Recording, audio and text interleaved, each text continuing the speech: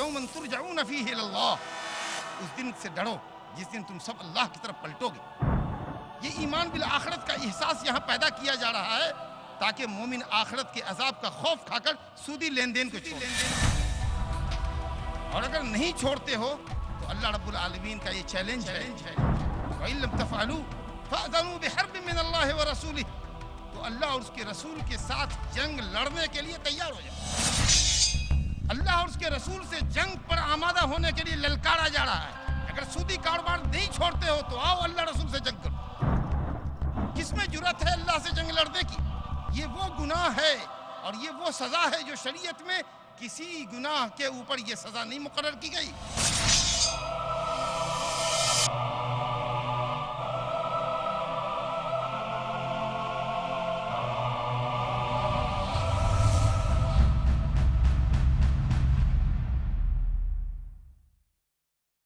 حضرات، اس نشست کے مقرر ہمارے ہندوستان پہ معروف اور مشہور خطیب جناب مولانا محمد اشفاق سلفی حفظہ اللہ۔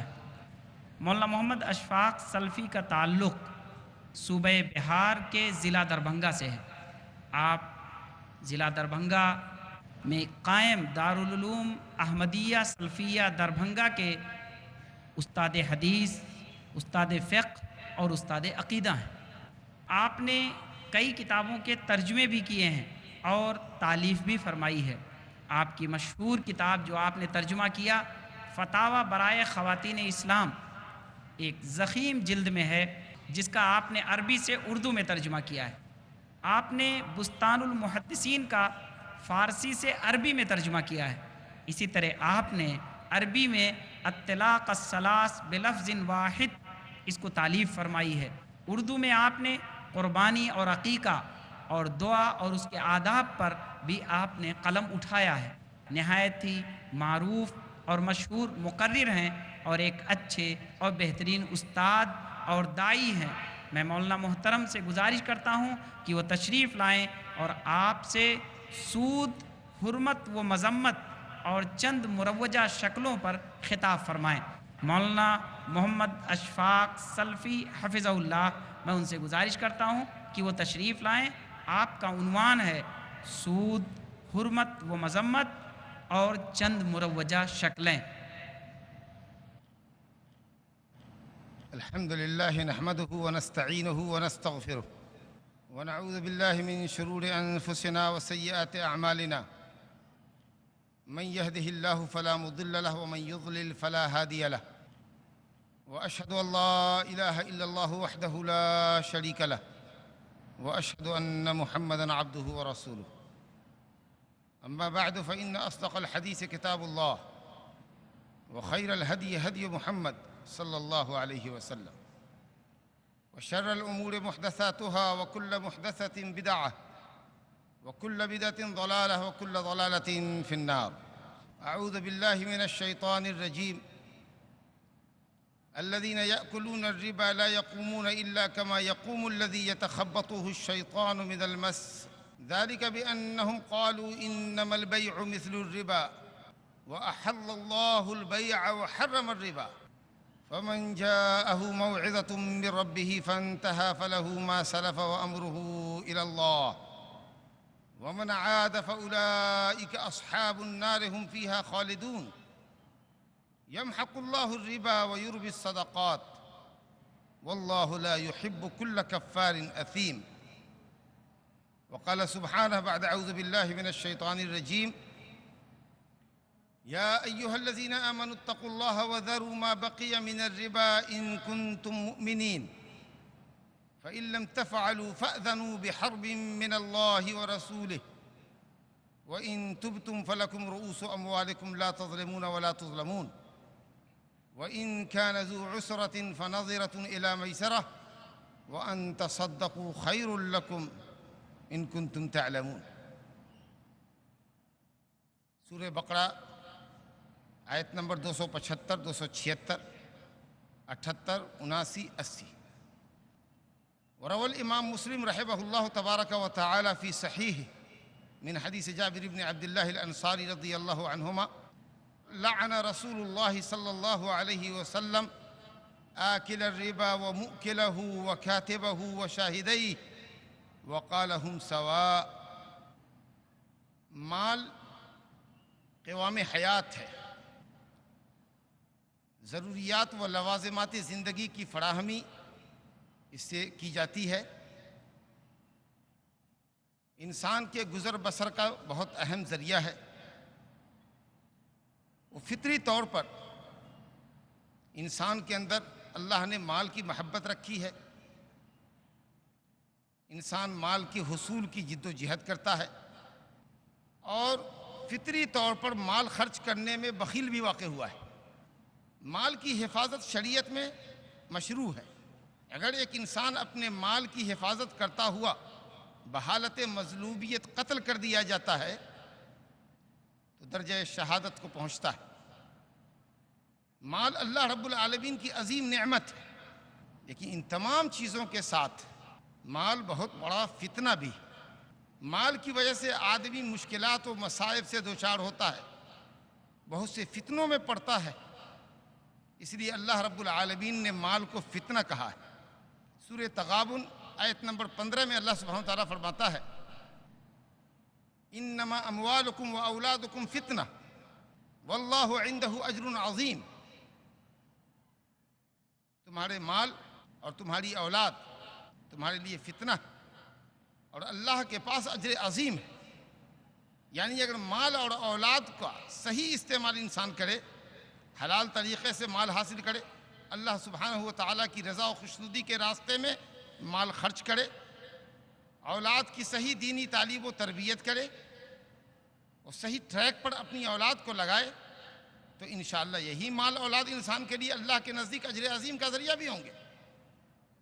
لیکن اگر انسان مال کمانے میں اعتدال کی راہ سے ہٹتا ہے، ناجائز طریقوں کو بروئے کال لاتا ہے اور غلط راستے میں، ناجائز راستے میں مال خرچ کرتا ہے، تو یہ مال اس کے لیے بہت بڑا فتنہ، بہت بڑا وبال اور عذاب کا ذریعہ بھی ہے۔ محمد صلی اللہ علیہ وسلم نے فرمایا لکل امت فتنہ وفتنۃ امتی المال، رواہ الامام الترمذی عن کعب ابن ایاض رضی اللہ عنہ۔ ہر امت کا کوئی نہ کوئی فتنہ تھا، ہر امت کسی نہ کسی فتنے سے دوچار ہوئی، میری امت کا فتنہ مال ہے۔ اور محمد صلی اللہ علیہ وسلم نے صحابہ کرام کو دور تنگی میں، دور فقر و فاقہ میں کہا تھا فواللہ للفقر اخشى علیکم انما اخشى علیکم الدنیا ان تبسط علیکم کما بسطت علی من کان قبلکم فتنافسوها كما تنافسوها وتهلككم كما أهلكتهم، رواہ الامام مسلم رحمہ اللہ فی صحیح من حدیث حکیم بن حزام رضی اللہ عنہ۔ قسم اللہ کی مجھے تم لوگوں پر فقر و فاقے کا ڈر نہیں ہے، بعد میں چل کر دنیا تم پر اس طرح کشادہ کر دی جائے گی جس طرح سے تم سے اگلے لوگوں پر کشادہ کر دی گئی، مال و دولت کی ریل پیل ہوگی اور تم بھی مال و دولت کی ہوڑ میں اس طریقہ سے ایک دوسرے کو پچھاڑنا چاہو گے جس طرح کہ اگلے لوگ حصول زر کی خاطر ایک دوسرے سے سبقت لے جانے والے تھے، اور طلب دنیا اور حرص مال نے جس طرح اگلوں کو ہلاک کیا ویسے تم بھی ہلاکت سے دوچار ہوگے۔ بالکل وہی نقشہ اس وقت سامنے ہے، مال و دولت کے حصول کی تڑپ اور دوڑ ایسی لگی ہوئی ہے کہ انسان حلال و حرام کی تمیز اٹھا کر چاہتا ہے کہ صرف مال اس کے پاس آئے، کس طرح آ رہا ہے، حلال طریقے سے آ رہا ہے، حرام طریقے سے آ رہا ہے، اس کی کوئی پرواہ نہیں۔ سچ نبی صلی اللہ علیہ وسلم نے فرمایا، پیشن گوئی فرمائی لَيَأْتِيَنَّ عَلَى النَّاسِ زَمَانٌ لَا يُبَالِ الْمَرْءُ بِمَا أَخَذَ الْمَالِ أَمِنَ الْحَلَالِ أَم مِنَ الْحَرَامِ، رواہ الامام البخاری فی صحیح من حدیث ابی ہریرہ رضی اللہ عنہ۔ ضرور ہی ایک زمانہ میری امت پر آئے گا، لوگوں پر ایک زمانہ ایسا ضرور آئے گا جس میں لوگ مال حاصل کریں گے اور ان کو کوئی پرواہ نہ ہوگی کہ یہ مال حلال طریقے سے آ رہا ہے کہ حرام طریقے سے آ رہا ہے، صرف مال آنا چاہیے۔ اور نسائی میں ابو ہریرہ رضی اللہ عنہ سے روایت ہے کہ یاتی علی الناس زمان یأکلون فیہ الربا فإن لم یأکلہ اصابہ من غبارہ، لوگ سود کھائیں گے، سود کو مختلف حسین ناموں سے پکارا جائے گا، لوگ سود کو حلال کر لیں گے، اور جو سود نہیں کھائے گا تو وہ سود کے چھینٹوں سے بچے گا نہیں، الا من رحمہ اللہ۔ بہت کم لوگ ہیں جن کی آمدنی، جن کی تجارت، جن کے معاملات، مالی معاملات سود کی نجاست سے، غلاظت سے پاک ہیں۔ ایسے لوگ بہت کم ہیں، یا اتنی وسیع و عریض دنیا میں شاید ایک دو ملک ایسا ہے جہاں سودی نظام نہیں ہے، باقی ساری دنیا میں سود کا ریکٹ پھیلا ہوا ہے اور لوگ حاصل کر رہے ہیں مال۔ اللہ رب العالمین کی تمام شریعتیں سود کی حرمت پر متفق ہیں۔ اللہ نے کبھی بھی کسی شریعت میں یا کسی بھی آسمانی شریعت میں سود کو کبھی حلال نہیں کیا گیا۔ توریت میں بھی حرمت کی آیتیں موجود تھی، انجیل میں بھی موجود ہیں، اور سب سے زیادہ واضح حرمت کی آیات قرآن مجید میں موجود ہیں۔ یہود نے جہاں بہت سارے احکام شریعت توریت کے بدل دیے، دنیاوی فائدے کی خاطر اللہ کی آیتوں کو بدل دیا، تو بدلے گئے احکام میں ایک حکم سود کے متعلق بھی تھا۔ یہ قوم یہود دنیا کی پہلی قوم ہے جس نے سود کو جائز ٹھہرایا، اللہ کی شریعت کو بدل دیا۔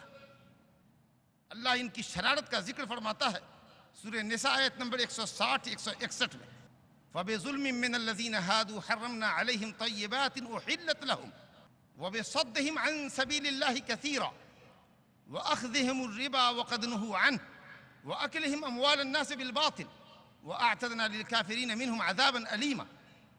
یہودیوں کے ظلم کی وجہ سے بہت سے لوگوں کو اللہ کی سیدھی راہ سے روکنے کے جرم میں، منع کرنے کے باوجود سود لینے کے جرم میں، ہم نے بہت سی حلال اور پاکیزہ چیزوں کو یہودیوں پر حرام کر دیا۔ فَبِظُلْمٍ مِّنَ الَّذِينَ هَادُوا حَرَّمْنَا عَلَيْهِمْ طَيِّبَاتٍ أُحِلَّتْ لَهُمْ، بہت سی پاکیزہ چیزیں جو ان کے لیے حلال کی گئی تھی، ان کے ظلم کی وجہ سے، لوگوں کو اللہ کی راہ سے روکنے کی سبب، سود خوری کے سبب، حرام خوری کے سبب اللہ نے پاکیزہ چیزوں کو حرام کر دیا۔ پہلی قوم تھی یہود جس نے سود کا رواج دیا۔ مسیحیت کے اندر، عیسائیت کے اندر سود کی حرمت باقی رہی۔ فرانسیسی انقلاب جو 1789 عیسوی کے اندر، فرانسیسی انقلاب کے بعد یہودیوں نے بھی قرض کے اوپر 5 سے 7% منافع کو جائز قرار دیا، اور جب یہ انگریزی سامراج دنیا کے مختلف خطے میں گیا اور اس نے اپنے پنجے گاڑے، تو سودی کاروبار کو اس نے فروغ دیا، اور رفتہ رفتہ سود کا ایسا ریکٹ بچھایا کہ کیا فرد اور کیا جماعت، ملک کا ملک اس لعنت کے اندر گرفتار ہو گیا۔ اللہ رب العالمین کی شریعت اسلامیہ جو کامل اور مکمل شریعت ہے، اس میں سود کی حرمت کے تعلق سے بہت واضح احکام موجود ہیں۔ میں نے آپ کے سامنے سورہ بقرہ کی آیت نمبر 275 276 اور پھر 278 279 280 5 آیتیں آپ کے سامنے پڑھی ہیں۔ ہم ان آیتوں سے سرسری طور پر گزریں گے۔ آپ دیکھیے کہ اللہ رب العالمین سود کی حرمت اور سود خوروں کے انجام کو کس طرح بیان کرتا ہے۔ ارشاد ربانی ہے، اعوذ باللہ من الشیطان الرجیم، الذین یأکلون الربا لا یقومون الا کما یقوم الذی یتخبطہ الشیطان من المس، جو لوگ سود کھاتے ہیں، لا یقومون اے من القبور، وہ قبروں سے نہیں اٹھیں گے مگر اس شخص کی طرح جس کو شیطان نے چھو دیا ہو اور خبتی اور بدحواس کر دیا۔ جس شخص پر شیطان سوار ہو جائے اور اس کو خبتی اور بے حواس کر دے، اب وہ اٹھے اور گرے، اسی طرح سے سود خور قیامت کے دن جب قبر سے اٹھے گا تو اٹھے گا اور گرے گا۔ مفسرین نے لکھا ہے کہ ان کے پیٹ بہت بڑے ہوں گے سود خوروں کے، شاید حرام کی دولت کھا کھا کر۔ یہاں جو سود خور تن و توش والے ہوتے ہیں، اللہ رب العالمین ان کے پیٹ کو اتنا بڑا کر دے گا کہ وہ چل نہیں سکیں گے، اٹھیں گے اور گریں گے۔ پورا میدان محشر دیکھ کر پکار اٹھائے گا کہ یہ سود خور آ رہا ہے۔ کتنی ذلت و رسوائی ہوگی۔ سود خوروں کی شرارت دیکھیے، سود کو کیسے یہ جائز سمجھتے ہیں۔ سود خور کہتے ہیں الذین یأکلون الربا لا یقومون الا کما یقوم الذی یتخبطہ الشیطان من المس ذالک بانہم قالوا انما البیع مثل الربا۔ سود خور یہ کہتے ہیں کہ سود تو مثل تجارت کے ہے۔ ایک تاجر سامان فروخت کرتا ہے تو اصل قیمت پر کچھ رقم زیادہ لے کر بیچتا ہے، وہ منافع شروع میں لیتا ہے سامان دیتے وقت، اور ہم اپنی رقم کو وصول کرتے وقت منافع لیتے۔ وہ منافع شروع میں لیتا ہے، ہم آخر میں لیتے۔ اللہ رب العالمین نے فرمایا کہ یہ دھوکہ ہے، یہ جھوٹے ہیں جو سود کو تجارت سے تشبیہ دیتے ہیں۔ انما البیع مثل الربا کہتے ہیں۔ اللہ نے فرمایا کہ وَأَحَلَّ اللَّهُ الْبَيْعَ وَحَرَّمَ الرِّبَا، اللہ نے سود کو حرام کیا اور بیع کو حلال کیا۔ بعد نظر میں سطحی طور پر بھی اگر نظر دوڑائیے تو ایک شخص جو تجارت کرتا ہے نفع اور نقصان سے گزرتا ہے، کساد بازاری کا شکار ہوتا ہے، مال ضائع اور برباد ہوتا ہے، سامان دیتا ہے تو نفع لیتا ہے۔ تم نے سود پر ایک مقررہ رقم لگا دی، 10,000 روپے دے دیے، 5% 10% سود مقرر کر دیا، قرض دار چاہے جیے یا مرے اپنی بلا سے، مگر تمہاری اصل رقم سود کے ساتھ باقی رہی۔ کیسے سود تجارت ہو گئی؟ اللہ تعالیٰ نے سود کو حرام کیا اور تجارت کو حلال کیا۔ فمن جاءه موعظة من ربه فانتهى فله ما سلف وامره الى الله ومن عاد فاولئك اصحاب النار هم فيها خالدون۔ اللہ رب العالمین کی اس حرمت کے بعد اگر کوئی شخص سود سے رکتا ہے، بہت اچھی بات ہے، اس کا معاملہ اللہ کے سپرد، اور حرمت کے بعد بھی اگر کوئی شخص دوبارہ سود کھانے کی جرت کرتا ہے تو اللہ نے فرمایا اولئک اصحاب النار هم فیہا خالدون، وہ لوگ جہنمی ہیں جہاں وہ ہمیشہ رہیں گے۔ سود خور اگر سود کو حلال سمجھ کے کھاتا ہے تب تو وہ دائرہ اسلام سے خارج ہے اور جہنم اس کا دائمی ٹھکانہ ہے، لیکن اگر حرام سمجھتا ہے وہ پھر بھی سود لیتا دیتا ہے تو پھر خالدون کا کیا مطلب ہے؟ جبکہ اہل شرک کے علاوہ جو اہل توحید ہوں گے، چاہے کتنے بڑے گنہگار کیوں نہ ہوں، آخر میں انشاءاللہ وہ جنت میں ضرور داخل ہوں گے۔ تو ایسی صورت میں خالدون کا مطلب ہوگا المقصد طویل، بڑا لمبا انتظار ان کو جہنم میں کرنا پڑے گا، جہنم سے نکلنے کے لیے بہت لمبا انتظار کرنا پڑے گا۔ اتنا سنگین گناہ ہے کہ اللہ نے ایسے گنہگاروں کو کہا کہ وہ جہنم میں ہمیشہ رہیں گے۔ ہمیشہ تو نہیں رہیں گے اگر وہ مومن موحد ہو کے مرے ہیں تو، لیکن لمبا وقوف، لمبا قیام ان کا جہنم میں ہوگا، ایک مدت مدید کے لیے وہ جہنم کا ایندھن بنیں گے۔ آگے اللہ فرماتا ہے یمحق اللہ الربا ویربی الصدقات، اللہ تعالیٰ سودی کاروبار کو مٹاتا ہے اور صدقات کو بڑھاتا ہے۔ جس مال میں، جس تجارت میں سود کی رقم شامل ہوگی وہ مال برکتوں سے خالی ہوگا۔ سود خار چاہے سود کی دولت جتنی بھی جمع کر لے، اللہ رب العالمین اس کے کاروبار کو ایک نہ ایک دن مٹائے گا۔ بلکہ بعض علماء مفسرین نے تو کہا ہے کہ سود خار اپنی درگت دنیا میں دیکھ کر مرے گا، اللہ اس کو محتاج کر دے گا۔ لیکن جو لوگ حلال طریقے سے کماتے ہیں اور اللہ کے راستوں میں مال لٹاتے ہیں، اللہ رب العالمین ان کے صدقات کو بڑھاتا ہے، ان کے کاروبار کو فروغ عطا کرتا ہے۔ واللہ لا یحب کل کفار اثیم، اور اللہ پسند نہیں کرتا کفار کو، اسی مبالغہ کا صیغہ ہے، اور اثیم فعیل کے وزن پر یہ بھی مبالغہ کا صیغہ۔ بہت بڑا ناشکرا ہے وہ آدمی جو سودی کاروبار کرتا ہے۔ اللہ نے مال دیا تھا، مال کی نعمت پر اس کا شکریہ ادا کرنا چاہیے کہ آج اس درمادہ پریشان شخص کی مدد کرتا، فقراء پر خیرات کرتا، محتاجوں کو قرض دیتا۔ اگر محتاج قرض ادا کرنے یا قرض چکانے کی پوزیشن میں نہیں ہوتے تو اللہ کے پاس ثواب طلب کرنے کی خاطر قرض کو معاف کر دیتا یا تنگ دستوں پر مہلت کی مدت بڑھا دیتا۔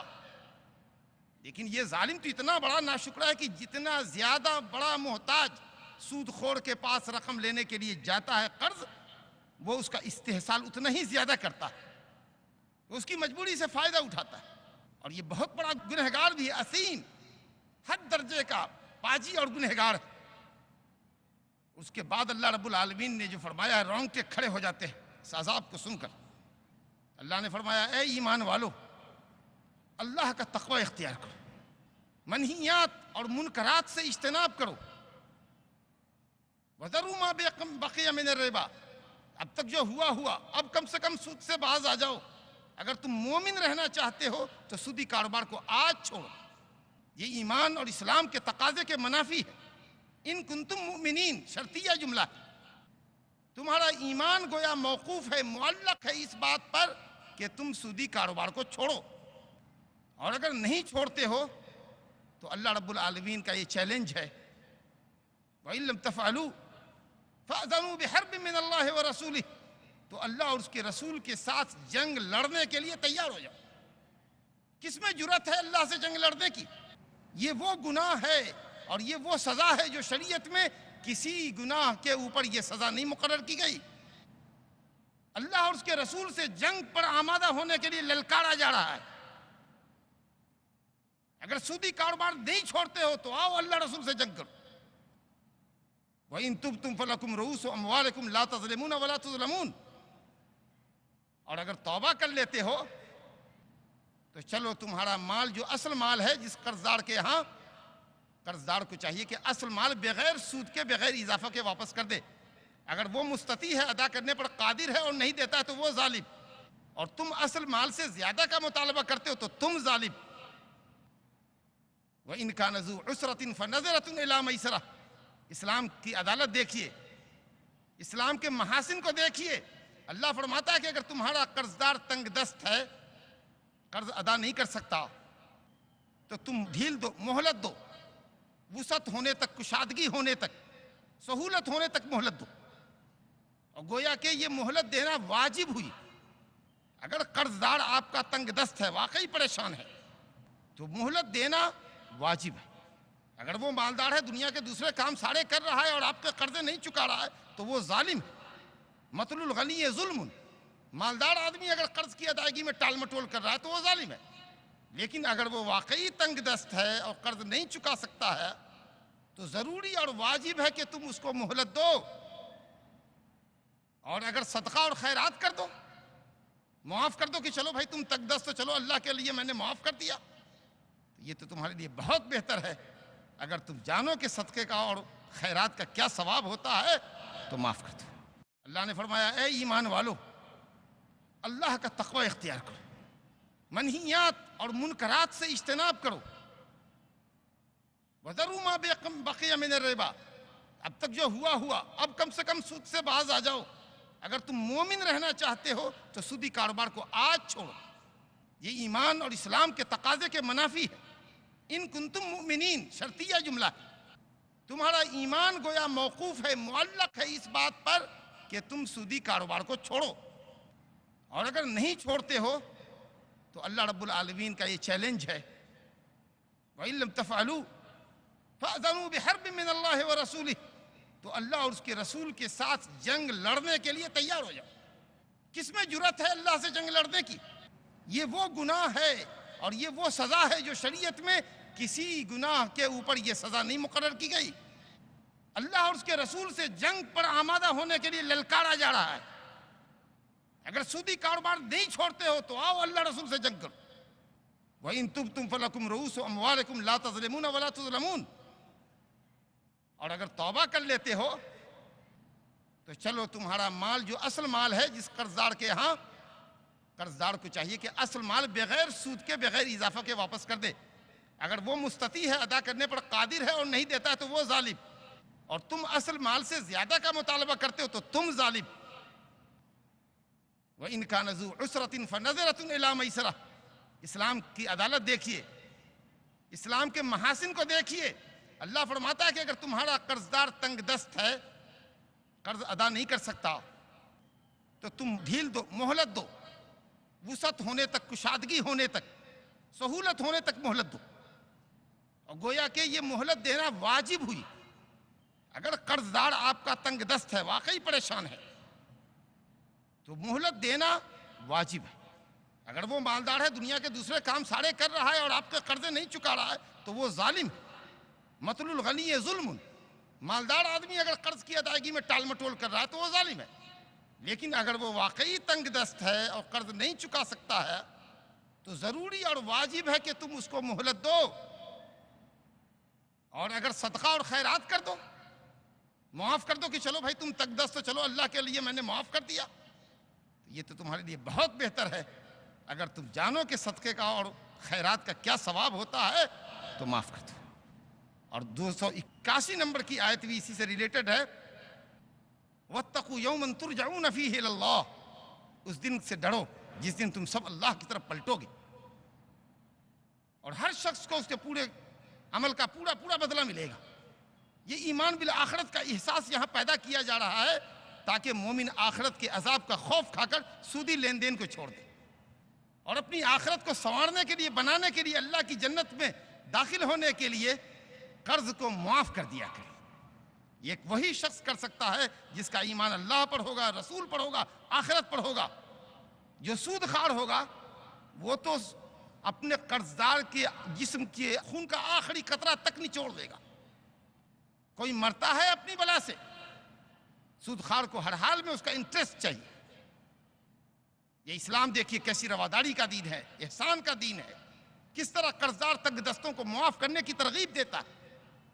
یہ آیات تھی سورہ بقرہ کی جو سود سے متعلق تھی، اور بھی مختلف مقامات پر آیاتیں ہیں، لیکن چونکہ وقت محدود ہے لیکچر کا، اسی لیے ہم آپ کو کچھ حدیثوں کی سیر کراتے ہیں جس میں سود کے تعلق سے بہت سنگین اور سخت وعیدیں آئی ہیں۔ ذرا ان زواجر کو بھی ہم دیکھیں۔ صحیحین میں متفق علیہ روایت ہے، حضرت ابو ہریرہ رضی اللہ عنہ سے آپ صلی اللہ علیہ وسلم نے فرمایا، اجتنبوا السبع الموبقات، لوگوں 7 ہلاک کرنے والی چیزوں سے بچو۔ اس میں سب سے پہلے نمبر کی ہلاک کرنے والی چیز شرک ہے، اور بقیہ چیزیں آپ نے بیان کی ہے، اس میں چوتھے نمبر پر آپ نے ذکر کیا ہے وَأَكْلُ الرِّبَا، سود کھانا۔ وقت کی قلت کی وجہ سے ہم تشریح نہیں کر پا رہے ہیں پوری حدیث کی۔ آپ نے فرمایا 7 ہلاک کرنے والی چیزوں سے بچو، شرک سے، جادو سے، کسی مسلمان کو ناحق قتل کرنے سے، سود کھانے سے، یتیم کا مال کھانے سے، میدان جنگ میں پیٹھ دکھا کر جان بچا کر بھاگنے سے، اور پاک دامن مومنہ عورت پر جو گناہ سے غافل ہیں، جانتی بھی نہیں کہ زناکاری بدکاری کیا ہوتی ہے، ایسی مومنہ عفیفہ پاک دامن عورت پر زنا کی تہمت لگانے سے۔ 7 ہلاک کرنے والی چیزیں، ہلاک کرنے والی چیزوں میں سے ایک چیز سود کھانا بھی ہوا۔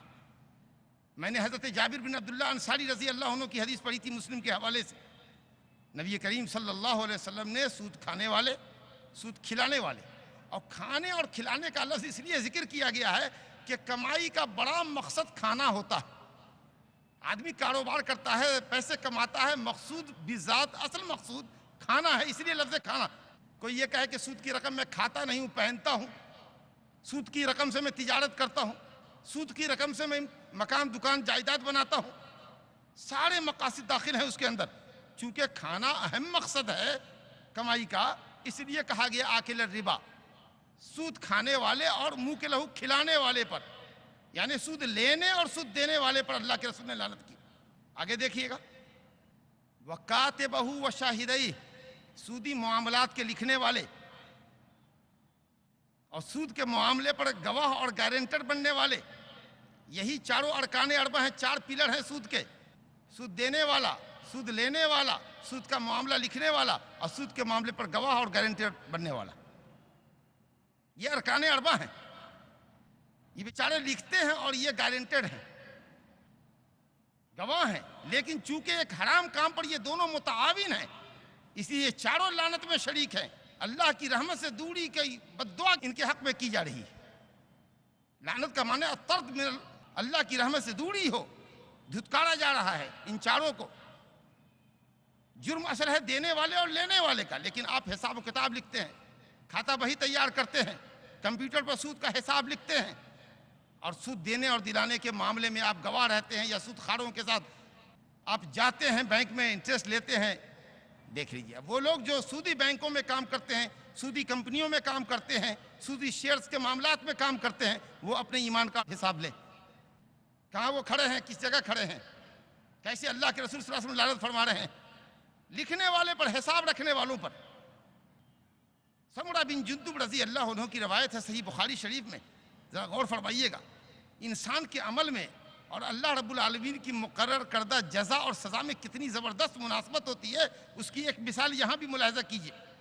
سمرہ ابن جندب رضی اللہ عنہ کہتے ہیں کہ نبی صلی اللہ علیہ وسلم نے فرمایا رأیت اللیلۃ رجلین اتیانی فذهبا بی الی ارض مقدسہ الی آخر الحدیث، میں نے رات میں خواب دیکھا، نبی صلی اللہ علیہ وسلم فرما رہے ہیں کہ دو شخص میرے پاس آئے اور وہ دونوں مجھ کو اٹھا لے گئے ارض مقدس، ایک مقام پر میں پہنچا، خون کی نہر تھی، خون کی نہر میں ایک شخص تیر رہا ہے اور کنارے پر ایک دوسرا شخص کھڑا ہوا ہے جس کے سامنے پتھر رکھے ہوئے ہیں۔ خون کی نہر میں تیرنے والا شخص نہر سے بھاگ کر نکلنا چاہتا ہے، کنارے پر جیسے آتا ہے وہ شخص جو کنارے پہ کھڑا ہوا ہے پتھر اس کے منہ پہ مارتا ہے، پھر وہ آدمی خون کی نہر میں تیرنے والا بیچ نہر میں جا گرتا ہے، پھر دوبارہ وہ ٹرائی کرتا ہے تاکہ وہ نہر سے باہر نکلے، پھر اس کے منہ پر پتھر مارا جاتا ہے اور وہ پھر بیچ نہر میں چلا جاتا ہے۔ یہ سلسلہ عذاب ہو رہا ہے۔ میں نے اپنے ان دونوں ساتھیوں سے جو مجھے اٹھا کر لے گئے تھے پوچھا یہ کون شخص ہے؟ تو کہا کہ یہ سود خور ہے، یہ شخص سود خور ہے، یہ سود کھایا کرتا تھا۔ کیا زبردست مناسبت ہے، جس طریقہ سے سود خور انسان کے قرض داروں کے جسم سے خون کا ایک ایک قطرہ نچوڑ لینا چاہتا ہے، وہ دنیا میں یہاں لوگوں کے خون چوستا ہے، اللہ رب العالمین نے خون کی نہر میں تیرا دیا اس کو، اور کہاں جاتا ہوں، اس کی صحیح جگہ وہی تھی۔ حضرت عبداللہ بن مسعود رضی اللہ عنہ سے مستدرک حاکم میں صحیح سند سے روایت ہے، ان للربا 73 بابا ایسرها مثل ان ينكح الرجل امه، نبی صلی اللہ علیہ وسلم نے فرمایا کہ سود کے 73 دروازے ہیں اور سب سے ادنا اور ہلکے درجے کا دروازہ یہ ہے، ہلکے درجے کا گناہ یہ ہے، پہلی سیڑھی گناہ کی یہ ہے کہ آدمی اپنی ماں سے بدکاری کرے، والعیاذ باللہ۔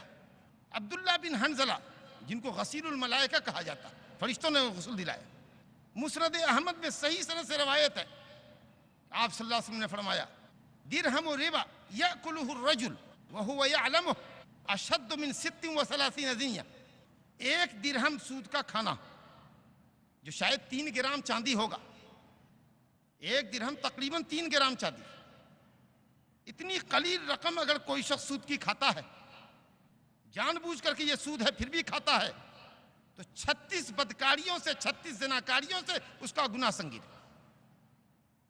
اور بھی بہت تیری روایت ہے۔ اب میں نہیں سمجھتا ہوں کہ کوئی مومن جس کو اللہ اور آخرت پر قیامت پر یقین ہوگا، جو اللہ کی جنت اور جہنم پہ یقین رکھتا ہوگا، وہ سودی کاروبار کرتا ہوگا، لین دین کرتا ہوگا، یا سودی بینکوں کے اندر اپنے لیے ملازمت کو وہ پسند کرتا ہوگا، یا کسی کے لیے سودی لین دین میں گارنٹر بنتا ہوگا۔ اللہ رب العالمین ہماری آپ کی اور پوری امت مسلمہ کی ہدایت فرمائے، رہنمائی فرمائے۔ سود کے سلسلے میں کچھ ضوابط ہیں۔ ایک حدیث جس کو آپ یہ کہہ سکتے ہیں کہ وہ شاہ کلید ہے، ماسٹر کی ہے سود کے مسائل کو سمجھنے کے سلسلے میں، وہ حدیث آپ کے سامنے لاتے ہیں اور پھر سود کی بعض شکلیں آپ کے سامنے جو اس وقت مروجہ ہیں آپ کے سامنے لائیں گے۔ سود کی حرمت اور مذمت کے تعلق سے کچھ باتیں اب تک آپ کے سامنے کی گئیں۔ سودی مسائل کو سمجھنے کے لیے بنیادی حدیث، ضوابط اور کرائٹیریا پر مشتمل حدیث آپ کے سامنے پیش کرتا ہوں۔ مسلم اور بخاری شریف میں حضرت ابو سعید خدری رضی اللہ عنہ سے، حضرت عمر بن خطاب رضی اللہ عنہ سے، حضرت عبادہ بن صامت رضی اللہ عنہ سے، حضرت ابو ہریرہ رضی اللہ عنہ سے، اور بھی کئی دیگر صحابہ کرام رضوان اللہ علیہم اجمعین سے حدیث مروی ہے۔ میں عبادہ بن صامت رضی اللہ عنہ کی حدیث صحیح مسلم کے حوالے سے آپ کے سامنے پیش کرتا ہوں۔ آپ صلی اللہ علیہ وسلم نے فرمایا الذهب بالذهب والفضة بالفضة والبر بالبر والشعير بالشعير والتمر بالتمر والملح بالملح مثلا بمثل سواء بسواء يدا بيد، او کما قال صلی اللہ علیہ وسلم۔ آپ صلی اللہ علیہ وسلم نے اس حدیث میں 6 چیزوں کا ذکر فرمایا ہے۔ چاندی چاندی کے عوض، سونا سونے کے عوض۔ نہایت توجہ کی ضرورت ہے، مسائل کی بات ہے۔ سونا سونے کے عوض، چاندی چاندی کے عوض، گیہوں گیہوں کے عوض، جو جو کے عوض، کھجور کھجور کے عوض، اور نمک نمک کے عوض اگر بکتا ہے تو برابر برابر بیچنا ہوگا اور ہاتھوں ہاتھ بیچنا ہوگا۔ اگر کوئی زیادہ لیتا ہے یا زیادہ طلب کرتا ہے تو سودی کاروبار کرتا ہے۔ اگر آپ گیہوں کو گیہوں سے بیچ رہے ہیں، برابر برابر آپ کو لینا ہے اور کیش لینا ہے۔ آپ اپنا مال دیجئے، دوسرے سے مال لیجئے۔ 6 چیزوں کو ہم 2 خانوں میں بانٹتے ہیں۔ 4 چیزیں گیہوں، جو، کھجور، نمک، اشیاء مطعومات کہلاتی ہیں، کھانے کی اشیاء، اشیاء خوردنی، اور ماشاءاللہ تول کر اور ناپ کر بیچی جاتی ہے۔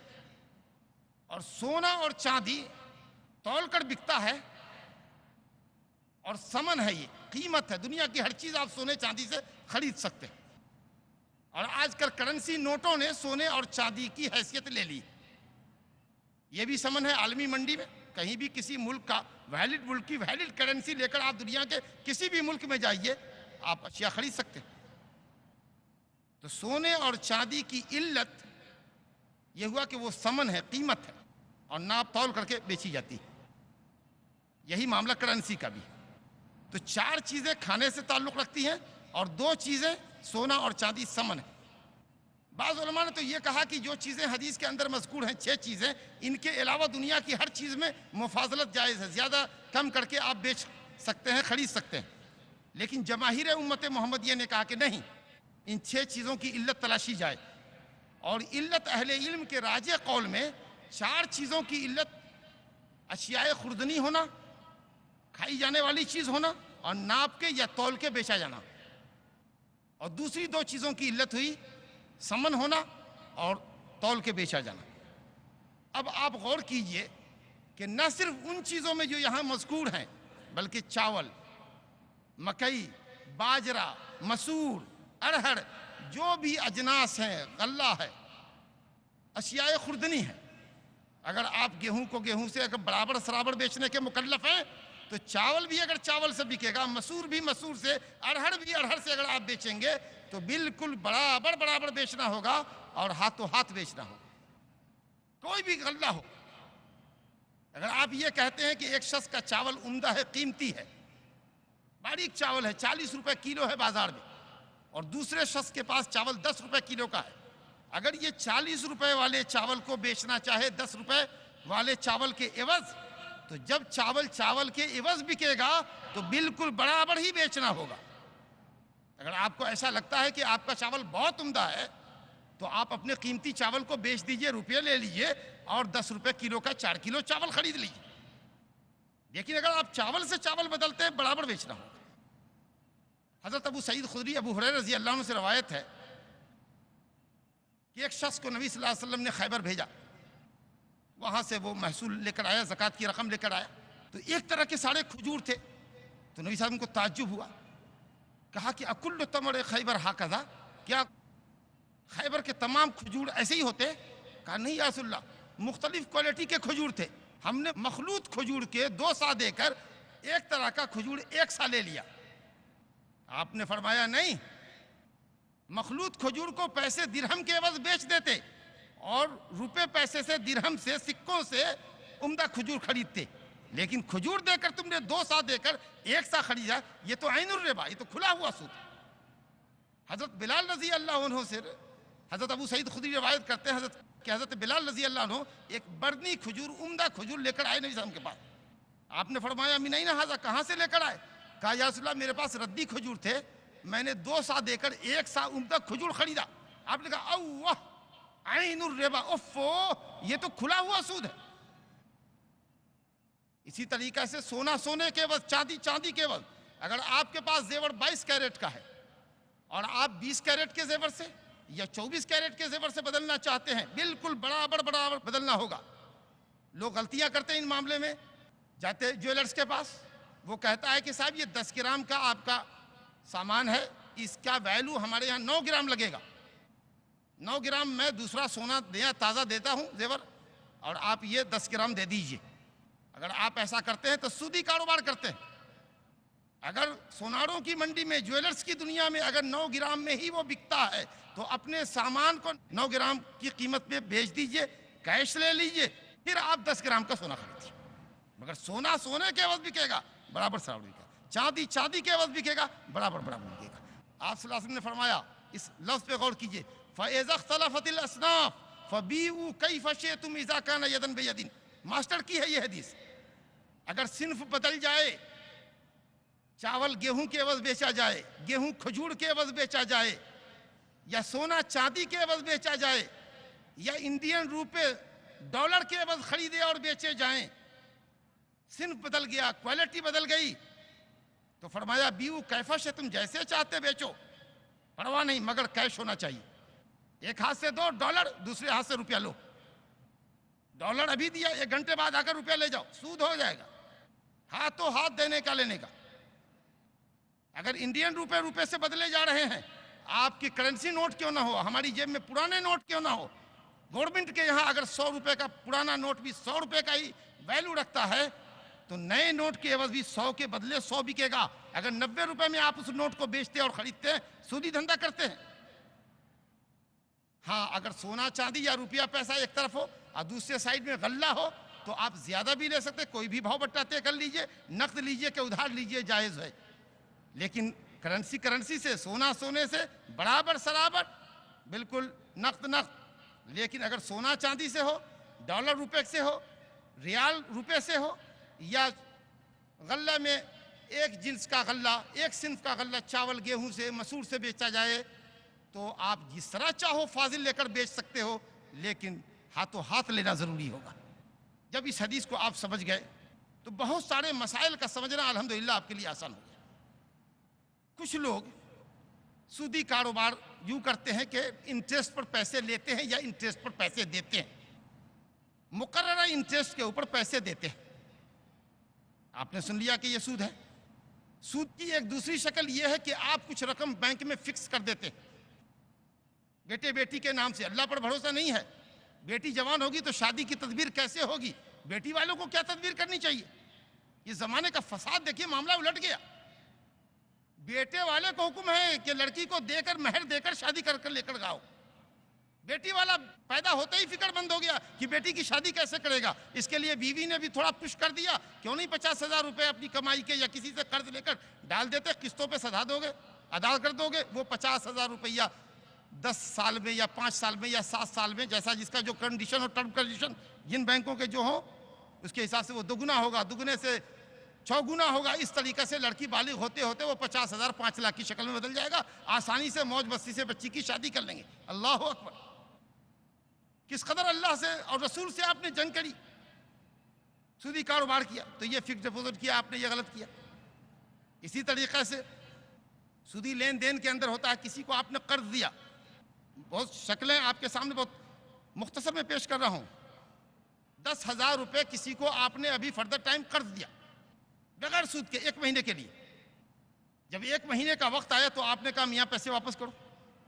کہا پیسے تو نہیں ہیں، تو مزید مہلت چاہیے۔ تو اگر مزید مہلت وہ چاہتا ہے تو آپ نے کہا ٹھیک ہے، تو اب تک تو 1 مہینہ ایسے ہی چھوڑا میں نے، لیکن اب یہاں سے 5% لگے گا۔ یہ جاہلیت کا قرض تھا۔ سودی لین دین ان کے یہاں ہوتا تھا کہ قرض دیتے تھے آدمی، چاہے اپنی ضرورت کے لیے لے یا کاروبار کے لیے، وقت مقررہ پر روپیہ ادا نہیں کرنے کی وجہ سے وہ کہتا کہ یا تو ادا کرو یا زیادہ کر دے رقم، منافع کی رقم کچھ کر دے، کیا تمہارے پر 2% 5%؟ کہتا ٹھیک ہے 3 مہینے کی مہلت دے دو 5% پر۔ اس طریقہ سے آپ نے قرض دیا تھا، اب اس کو آپ نے کنورٹ کر دیا سودی لین دین کی طرف، یہ ہو گیا سود۔ واجب تھا کہ آپ اس قرضدار کو مہلت دیتے۔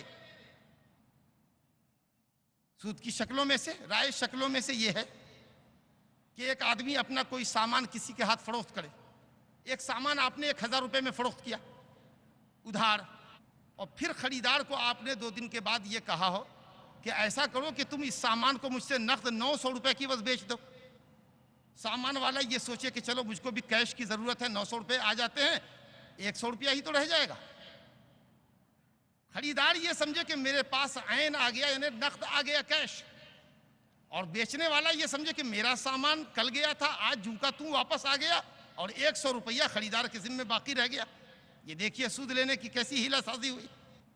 لیکن اگر ایک شخص کسی سے قرض لیتا ہے یا ادھار کوئی سامان لیتا ہے، مثال کے طور پر یہ ٹوپی اگر 100 روپے میں لیا ادھار، اور پھر ہم نے دوسرے کے ہاتھ اس کو کیش بیچ دیا، تو ہماری مرضی ہے، سامان ہم نے خریدا ہے، ہم دوسرے سے بیچ رہے ہیں، لیکن اگر خریدار بائیں سے بیچے، جس نے اس سے بیچا ہے اس سے اگر کم دام میں بیچتا ہے تو یہ سود ہے۔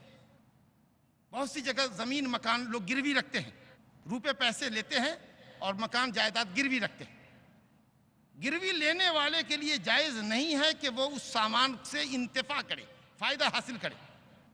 یہ جو آپ گروی لیتے ہیں جس کو رہن کہا جاتا ہے، یہ اونلی فار گارنٹی، کہ اگر قرضدار وقت مقرر پر قرض ادا نہیں کرے گا تو سامان کو بیچ کر کے آپ اپنی قیمت وصول لیں گے۔ آپ کو حق نہیں ہے کہ اس مکان میں آپ رہیں یا کرائے پر آپ لگا دیں۔ زمین کاشت کی، دیہاتوں میں لوگ کسی سے قرض لیتے، 10,000 روپیہ لیا اور تھوڑی زمین کا ایک رقبہ اس کو دے دیا۔ اب وہ باقاعدہ کاشت کر رہا ہے، اس میں غلے پیدا کر رہا ہے، کھا رہا ہے، منافع لے رہا ہے، اور 10,000 روپے جوں کے تو پڑ گئے، یہ آپ نے انٹرسٹ دیا۔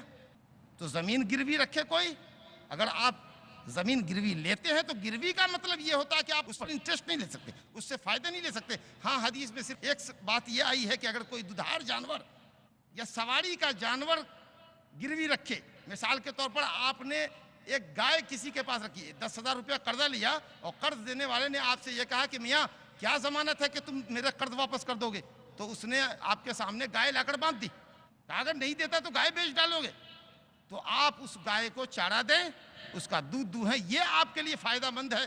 ہر وقت قرض لینے والا آ کر اس کو باندھے، کھولے، پانی پلائے، چارہ دے، اس کے لیے اس کو زحمت مت دیجیے۔ علماء کا اختلاف ہے، لیکن جو راجح قول محدثین کے یہاں ہے وہ یہ کہ قرض دینے والا جانور کو کھلائے گا، پلائے گا، اس نام پر وہ اس کا دودھ بھی دوہے گا، سواری کرے گا۔ لیکن اگر موٹر سائیکل ڈالا آپ نے یا 4 چکے کی گاڑی لگا دی ہے تو قرض کی صورت میں آپ اس پیسے سے کوئی فائدہ یا اس گاڑی سے کوئی فائدہ نہیں لے سکتے۔ وہ گاڑی آپ کے پاس رکھی رہے گی، جب قرض نہیں چکائے گا قرض والا آپ اس کو سیل کر کے اپنا پیسہ لے لیجئے گا، باقی پیسہ آپ اس کو دے دیجئے۔ تو یہ اور اس سے ملتی جلتی بہت ساری شکلیں موجود ہیں جو سود کی رائج شکلیں ہیں۔ قرض لوگ دیتے ہیں کسی سے منفیت کی امید پر، کہتے ہیں میں قرض دیتا ہوں، اس مہینے تم کو 10,000، اگلے مہینے تم میرا قرض بھی چکاؤ گے اور مزید 10,000 روپے مجھ کو قرض دو گے۔ یہ 10,000 لو، اگلے مہینے میرے کو 20,000 کی ضرورت ہے، 10,000 میرا ادا کرو گے اور 10,000 تمہارا میرے ذمہ قرض رہ جائے گا۔ اللہ کی قسم اگر آپ نے یہ شرط لگا دی تو آپ نے سودی کاروبار کیا۔ قرض دے کر آپ نے اگلے قرض کے لیے سیکورٹی کر لی کہ کسی کو آج ہم 10,000 دے رہے ہیں، اگلا آدمی جب ادا کرے گا تو 10,000 ادا کرے گا اور 10,000 روپے ہمارے اوپر اس کا قرض رہے گا۔ یہ اور اس کے جیسی بہت ساری شکلیں سود کی ہیں جو رائج ہیں۔ ہم کو ضرورت اس بات کی ہے کہ سود کے مسائل کو سمجھے، بڑے دقیق مسائل ہیں، اور راسخ علماء سے، جید علماء سے مسائل کو سمجھیں، سیکھیں، پڑھیں، اس کے بعد معاملہ کریں۔ اور چلتے چلتے آپ کو ایک بات کہوں کہ غلے کی تو بات آپ نے سمجھی کہ جو چیزیں کھائی جاتی ہیں اور ناپ تول کے بیچی جاتی ہیں، اگر ایک چیز کو بیجن سے ہی، یعنی گیہوں کو گیہوں سے، چاول کو چاول سے اگر بیچتے ہیں، بالکل برابر نقد نقد۔ چاول دوسری چیز سے بکتا ہے، آپ جیسے بھی چاہو بیچو، لیکن نقد نقد۔ سونا سونے سے بکے، برابر نقد نقد۔ سونا چاندی سے بکے، جیسے چاہو بیچو، لیکن نقد نقد۔ کرنسی سے جیسے چاہو بدلو، لیکن نقد نقد، ادھر نہیں چلے گا۔ لیکن اگر گاڑی سے بدلنی ہو، ایک گاڑی میں تمہیں دیتا ہوں، تم 2 گاڑی مجھ کو دیتے، ایک بکری لے لو، 2 بکری دیتے، ایک بوری سیمنٹ کی دیتا ہوں، 2 بوری سیمنٹ کی لوں گا، 1 کنٹل لوہا دیتا ہوں، 2 کنٹل لوہے لوں گا، الحمدللہ جائز ہے، کیونکہ یہ نہ اشیاء خوردنی میں ہے اور نہ ہی یہ سمن ہے، عالمی منڈی میں قیمت ہے، یعنی سمن بن نہیں سکتے۔ آپ لوہا کو لے جا کر کے کسی کو دیجئے کہ لو اور اس کی قیمت دو، وہ مجبور نہیں ہے کہ وہ لوہا لے کے آپ کو پیسہ دے، کہ نہیں میں نہیں خریدتا۔ لیکن اگر آپ نوٹ لے کے جاتے ہیں، سونا لے کے جاتے ہیں، چاندی لے کے جاتے ہیں، وہ کمپلسری اس کے اوپر ضروری ہے کہ وہ خریدے گا۔ تو جو چیزیں کھانے کی نہ ہوں یا جو چیزیں سمن نہیں بن سکتی ہوں عالمی منڈی میں، آپ ان چیزوں کے اندر مفاضلت لے سکتے ہیں۔ نبی صلی اللہ علیہ وسلم نے 1 اونٹ لیا 2 اونٹ کے عوض، حضرت عبداللہ بن عمر نے 1 اونٹ خریدا 4 اونٹ کے عوض، نبی صلی اللہ علیہ وسلم نے 1 غلام خریدا 2 غلام دے کر، اور خیبر سے لوٹتے ہوئے صفیہ رضی اللہ عنہ کو دہیہ کلبی سے 7 غلام دے کر 1 لونڈی خریدی، اس کو آزاد کر کے شادی کر لیا۔ وباللہ توفیق، صلی اللہ وسلم وبارک علی عبدہ ورسولہ نبینا محمد وعلی آلہ وصحبہ اجمعین۔ السلام علیکم ورحمۃ اللہ وبرکاتہ۔ جزاکم اللہ احسن الجزا۔ حضرات، آپ سن رہے تھے شیخ محمد اشفاق سلفی مدنی حفظہ اللہ سے سود، حرمت و مذمت اور اس کی چند مروجہ شکلیں۔ مولانا محترم نے بہت کچھ آپ کے سامنے واضح کیا ہے، آپ کے سوالات کی روشنی میں انشاءاللہ اور باتیں بھی واضح ہو جائیں گی۔ مولانا سوال ہے سید دلشاد حسین کا، وہ لکھتے ہیں جو انجینئر ہیں پیشے سے، کہ بہت سے لوگ گھر کے لیے لون لیتے ہیں، اس سلسلے میں آپ کیا فرمائیں گے؟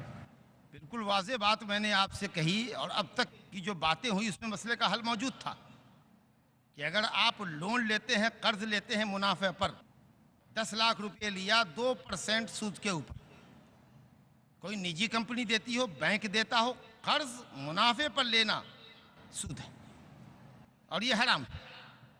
کسی بھی صورت میں سود پر لے کر لون مانے قرضہ سودی قرضہ جس پر آپ کو اصل رقم سے زائد رقم یکبارگی یا قسطوں میں چکانی پڑے، جس قرض پر آپ کو انٹرسٹ دینا پڑے، وہ سود ہے اور یہ حرام ہے۔ شکراً، جزاکم اللہ۔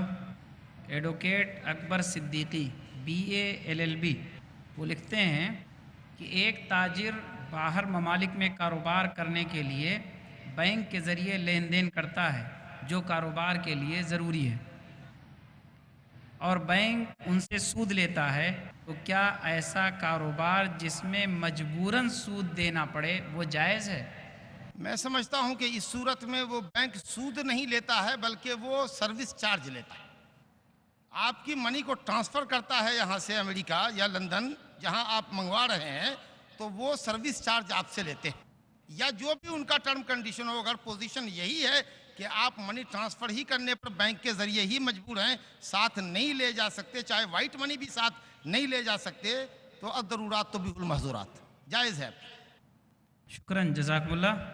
نیاز احمد فیضی MA، وہ لکھتے ہیں کہ محترم میرے پاس 5 لاکھ روپے ہیں اور حکومت ہند کو مجھے ٹیکس ادا کرنا ہے، لیکن میں نے ٹیکس ادا کرنے کے بجائے زکوٰۃ نکال دی، تو کیا یہ صورت جائز ہے جبکہ ہم حکومت ہند کو دھوکہ دے رہے ہیں؟ یہ صورت جائز نہیں ہے۔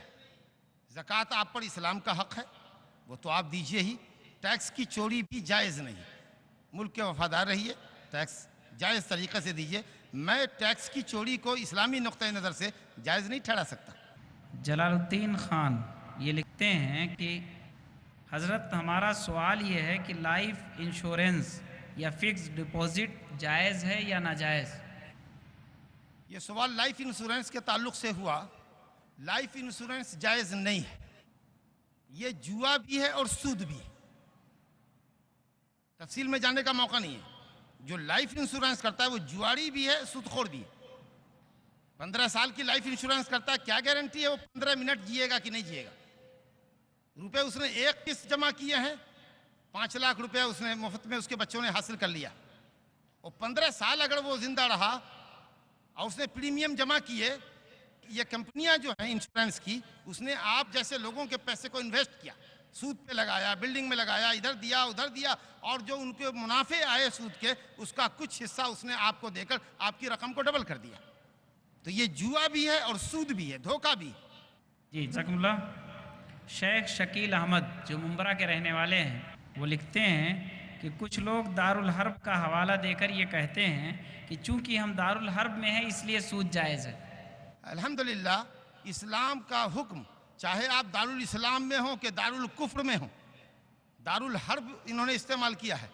دارالحرب وہ جگہ جہاں سے مسلمانوں کی جنگ چل رہی ہے، تو دارالحرب مت کہیے بلکہ دارالکفر کہہ سکتے ہیں کہ یہاں کفر کا بول بالا ہے۔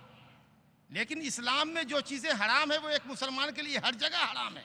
وہ سطح آب کے اندر بھی، زمین کی سطح کے اوپر بھی، فضا کے اندر بھی اور آسمان کے اوپر بھی اگر چلا جائے، چاند پہ کمندے ڈالے تو وہاں بھی وہ اسلام کے حکم کا پابند ہے۔ اور یہ ملک جس کو لوگ دارالکفر یا دارالحرب کہتے ہیں، میں آپ حضرات کو بتانا چاہوں کہ ایک ملک تو دارالاسلام ہوتا ہے جہاں اسلام کا نظام چلتا ہے، الحمدللہ، جیسے سعودی عرب۔ دوسرا ملک ہوتا ہے جہاں کفر کا نظام چلتا ہے، مسلمانوں کو ان کے دین پر عمل کرنے کی آزادی نہیں ہوتی، وہ دارالکفر ہوتا ہے۔ اور جب مسلمانوں کو دین پر عمل کرنے کی آزادی نہ ہو تو ان کے اوپر ضروری ہے کہ وہ مائیگریٹ کرے، ہجرت کرے۔ اسلام کو چھپا کر دبا کر اگر جیتے ہیں اور مر جاتے ہیں ایسے ہی کچھ اعمال کو چھوڑ کے تو سخت جواب دہی ہوگی عند اللہ۔ اور کچھ ممالک ایسے ہوتے ہیں جن کو نہ آپ دارالاسلام کہہ سکتے ہیں نہ دارالکفر کہہ سکتے ہیں، حکومت کا کوئی مذہب نہیں، جیسے ہندوستان ہے، یہ سیکولر ملک ہے، آپ کو اپنے دین پر عمل کرنے کی آزادی ہے۔ تو یہ کہنا کہ ہندوستان دارالکفر ہے اور ہمارے لیے یہ چیزیں جائز ہے، بالکل نہیں۔ یہ اگر دارالاسلام نہیں تو دارالکفر بھی نہیں ہے، یہ جمہوری ملک ہے، گورنمنٹ کا کوئی دھرم نہیں ہوتا۔ اس لیے آپ اپنے ملک میں آزادی پر عمل کرنے کا مجاز رکھتے ہیں تو آپ کے لیے ہجرت یہاں واجب نہیں ہے۔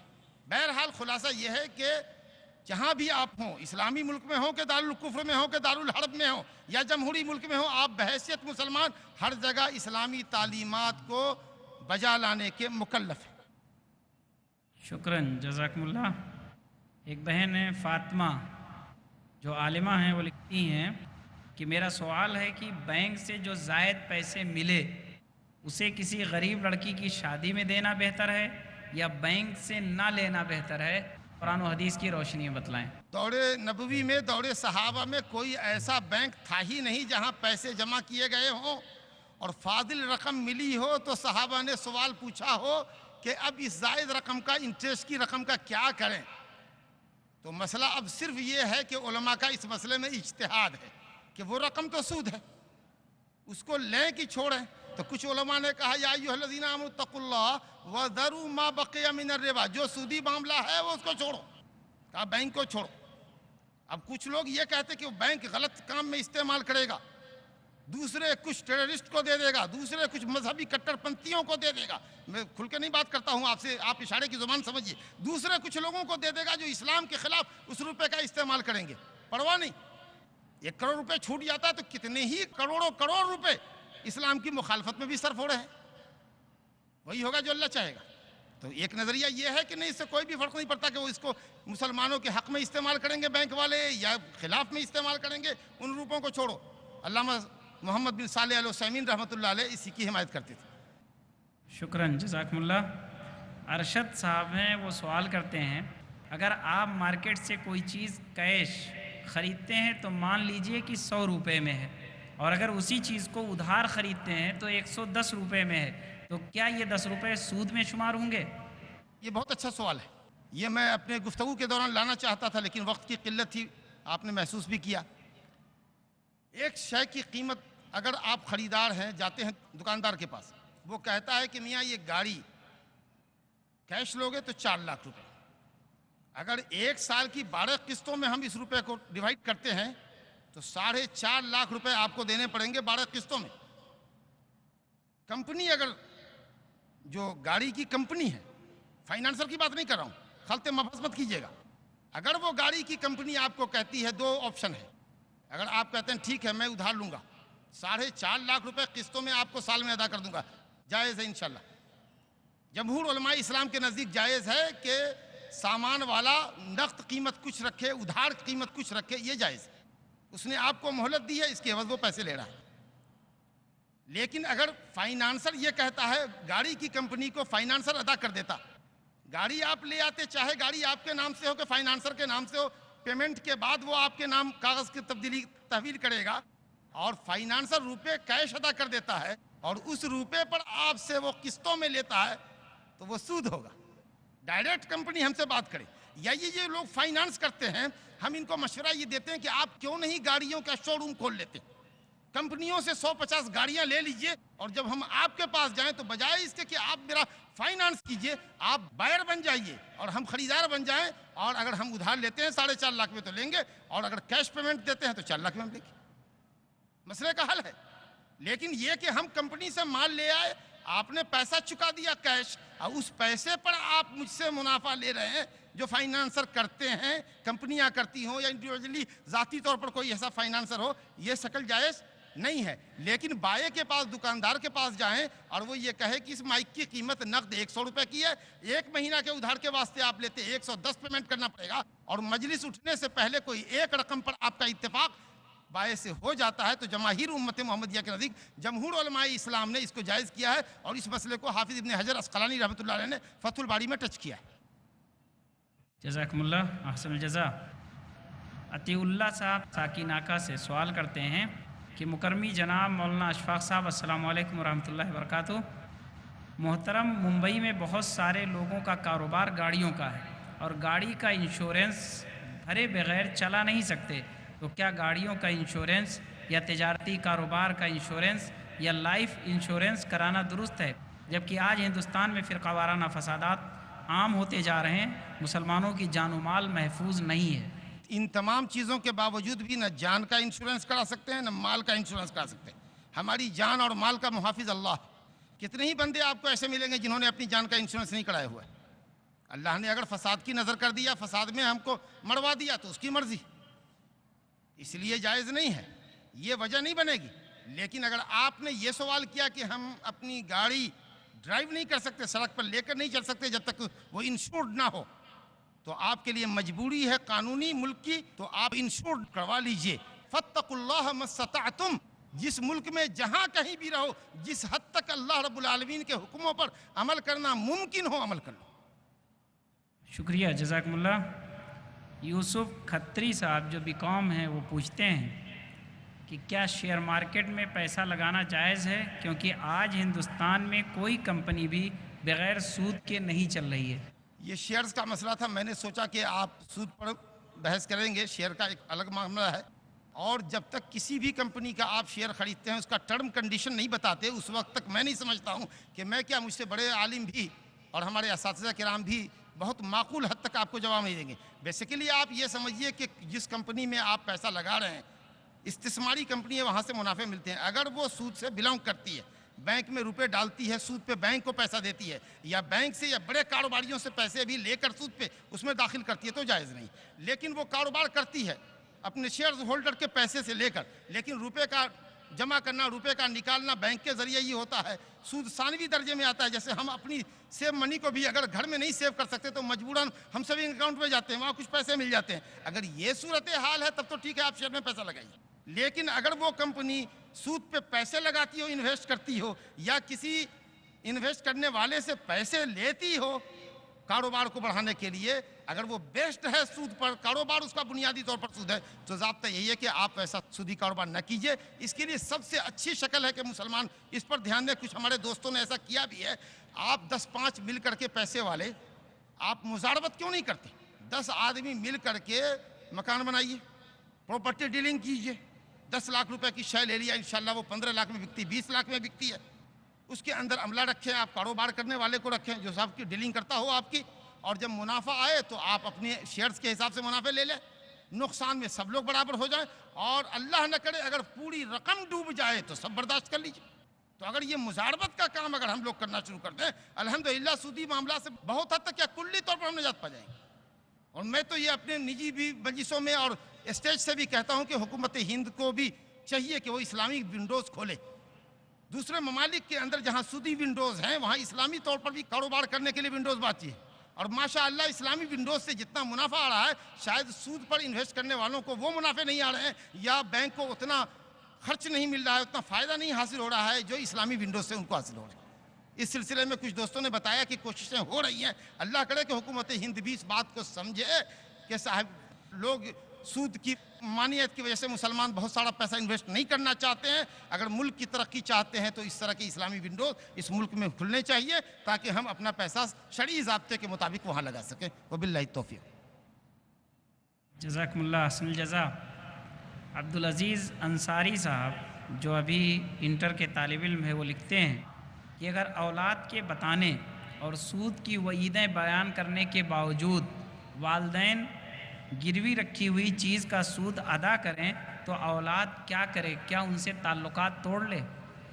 سودی کاروبار کی صورت میں وہ رقم نہ کھائے، سمجھا بجھا کے سمجھائے گھر کے گارجین کو، اگر وہ بات آ جاتے ہے بہت اچھی بات ہے، نہیں ہے تو سود کی رقم نہ کھائے، لیکن والدین کے ساتھ حسن سلوک سے پیش آتا رہے، ان کی خدمت میں کوئی کمی نہ کرے، ان کے ساتھ گفتگو کے جو آداب شرعی آداب ہیں وہ ملحوظ رکھے، لیکن اگر وہ اس گھر سے کھانا پینا ترک کر دے، سمجھانے کے باوجود بھی اگر والد اس کے باز نہیں آتے ہیں تو پھر وہ اس گھر سے اس حد تک تعلق توڑے کہ وہ اپنا کھانا پینا محنت مزدوری کر کے حلال طریقے سے کھائے، لیکن والد کو سمجھاتا رہے، اللہ رب العالمین شاید ان کو ہدایت دے، لیکن کسی طرح کی کوئی سختی کا مظاہرہ والدین کے ساتھ بدتمیزی کا مظاہرہ نہیں کر سکتا، والدین کو سمجھانے کے لیے ان کے بڑے بزرگوں کو یا ان کے دوستوں کو استعمال کرنا چاہیے کہ اللہ رب العالمین جب حلال طریقے سے ہمیں کھلا رہا ہے اور ہم محنت مزدوری کر کے اپنے والدین کو حلال طریقے سے کھلا سکتے ہیں، تو ان کو کیا ضرورت ہے کہ وہ اس طریقے سے سودی کاروبار کرتے ہیں، گروی لیتے ہیں، گروی دیتے ہیں، سودی معاملات کرتے ہیں. سمجھانا چاہیے. اللہ تعالیٰ شاید ان کو ہدایت دیتے.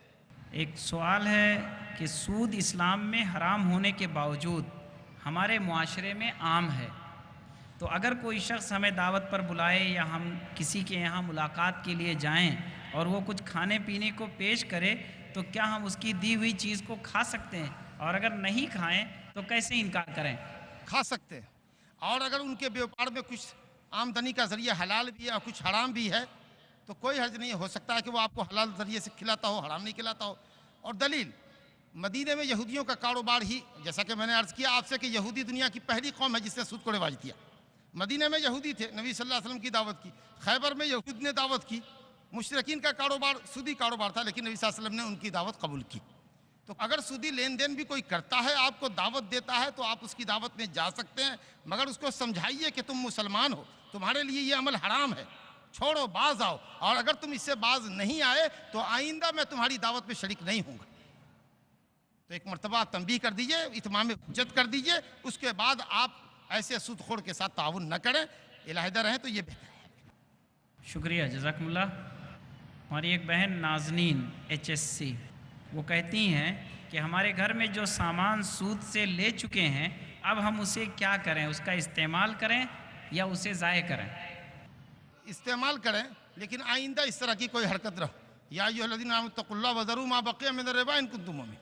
جو معاملہ ہوا نادانی میں، غفلت میں ہوا، آپ اس کو توڑیں نہیں، ضائع نہ کریں، اللہ سے معافی چاہیں.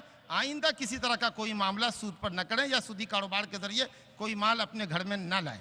جاوید احمد HSC وہ کہتے ہیں کہ ایک کمرے کا زیادہ ڈپازٹ ادا کرنے پر کرایہ ادا کرنا نہیں ہوتا ہے، کیا ایسے کمرے کو استعمال کرنا جائز ہے؟ یہ ڈپازٹ والا معاملہ بھی اپنے آپ میں بہت ہی سنگین ہے، کیونکہ میں اس طرح سے کاروبار کرنے یا مکان کا ڈپازٹ لے کر جمع کرنے کو بہتر نہیں سمجھتا. مکان آپ لیں، اگر وہ ڈپازٹ کی رقم بطور قیمت کے ہے کہ اب آپ اس کے مالک ہیں، آپ بھی کسی کو بیچیں گے تو وہ رقم آپ کو مل جائے گی یا اس سے کئی گنا زیادہ ملے گی، اور مینٹیننس کے لیے تھوڑا آپ کے اوپر کچھ کرایہ بھاڑا ہے، تب تو ٹھیک ہے، کوئی آپ نے ایک طرح کی قیمت ادا کی. لیکن یہ کہ صاحب 10,000 روپے آپ یا 2 لاکھ روپے ڈپازٹ دیجئے 2 سال کے ایگریمنٹ پر، 10,000 روپیہ منتھلی آپ اس کے اوپر رینٹڈ ہے، اور وہ آدمی جو 10,000 روپے رینٹ بھی لے رہا ہے 2 لاکھ روپے کو 2 سال کے لیے کسی سودی بیاجی معاملے کے اندر وہ انویسٹ کر رہا ہے، اور اس سے وہ منافع بھی کر رہا ہے. اور پھر جب آپ مکان چھوڑو گے تو 2 لاکھ روپے آپ کے واپس کروں گا، تو یہ نہ اس کے لیے جائز ہے اور نہ آپ کے لیے جائز ہے. شکریہ، جزاکم اللہ. نور عالم صاحب HSC وہ لکھتے ہیں کہ سود کا معاملہ کیا سب کے لیے یکساں ہے، چاہے وہ کسی بھی جگہ پر رہے اور کسی ملک میں ہو؟ اس کا جواب میں پہلے دے چکا ہوں. کسی ملک میں بھی ہو، کہیں بھی ہو، حرام ہے یہ عمل. کہیں بھی ہوگا، اسلام کے احکام پر عمل کرنا ایک مسلمان کے لیے ضروری ہے. شکراً، جزاکم اللہ. ایک سوال ہے ارم چودھری جو گریجویٹ ہیں، وہ کہتی ہیں کہ ان معاملات میں عورتوں کا کیا حصہ ہے جب ہم نہیں جانتے کہ ہمارے مردوں کی ذریعے آمدنی کیا ہے؟ جاننے کی کوشش کریں. اللہ رب العالمین کے یہاں عذر آپ کا نہیں قابل قبول ہوگا کہ آپ نے دین کے بنیادی مسائل کیوں نہیں جانے، لیکن سود وغیرہ کے معاملات، مسائل، یہ وہ اگر آپ نہیں جانتی ہیں تو کوئی حد نہیں. مگر آپ کو اگر علم ہے کہ آپ کا شوہر سودی کاروبار کرتا ہے، سود سے پیسے کماتا ہے، رشوت کے پیسے لاتا ہے، تو آپ اس سے سمجھوتا کیجئے، اس کو سمجھائیے بجھائیے. سمجھوتا مطلب اس کو سمجھائیے بجھائیے کہ یہ آپ حرام کر رہے ہیں، آپ ہمیں حرام کھلاتے ہیں، ہم اپنے بچوں کو حرام کھلاتے ہیں، ہماری عبادت قبول نہیں ہوگی، ہم پر آفتیں آئیں گی، اللہ رب العالمین کا عذاب آئے گا. آپ سمجھائیے. اور اگر اس کے باوجود بھی وہ حرام خوری کو نہ چھوڑتا ہو اور مجبور کرتا ہو آپ کو اسی رقم کے کھانے پر، تو میں ایسی بہنوں کو کہوں گا کہ وہ طلاق کا مطالبہ کر لیں. جزاکم اللہ. خان ریحانہ جو فائنل ایئر میں ہیں BSc کمپیوٹر سائنس، وہ لکھتی ہیں کہ اگر کوئی انسان اسے پیسے کی ضرورت ہے اور وہ قرض لینا چاہتا ہے، ایسی حالت میں اسے کوئی قرض نہیں دیتا ہے، تو کیا وہ اپنی مجبوری کی وجہ سے سود پر قرض لے سکتا ہے؟ بالکل نہیں لے سکتا. کوئی سامان ہو اس کو بیچ دے، زیور ہو بیچ دے، گھر کا کوئی سامان ہو بیچ دے، یا اپنی ضرورت کو ٹال دے، لیکن سود پر لے کر اپنی ضرورت نہیں پوری کر سکتا۔ اگر کوئی یوں قرض نہیں دے رہا ہے، بغیر سودی قرض نہیں دے رہا ہے، تو سود پر لے کر ضرورت مہیا نہیں کر سکتے ہیں۔ سامان بیچ دیجئے، زیورات بیچ ڈالیے، مگر گروی سود پر گروی مت رکھیے۔ شکراً، جزاکم اللہ۔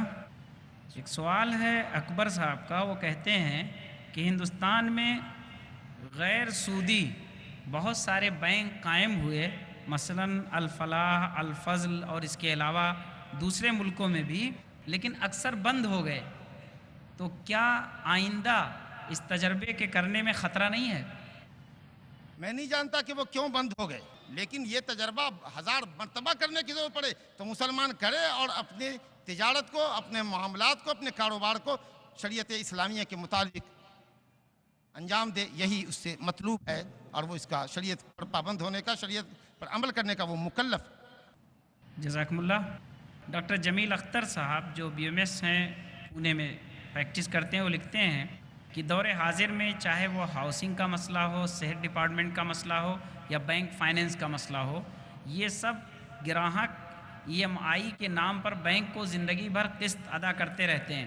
آج کل اس میں مسلم حضرات بھی کسی سے کم نہیں ہیں، لہٰذا ایسے لوگوں کو ان تمام بیماریوں سے بچنے کی کیا تدبیریں آپ بتلائیں گے؟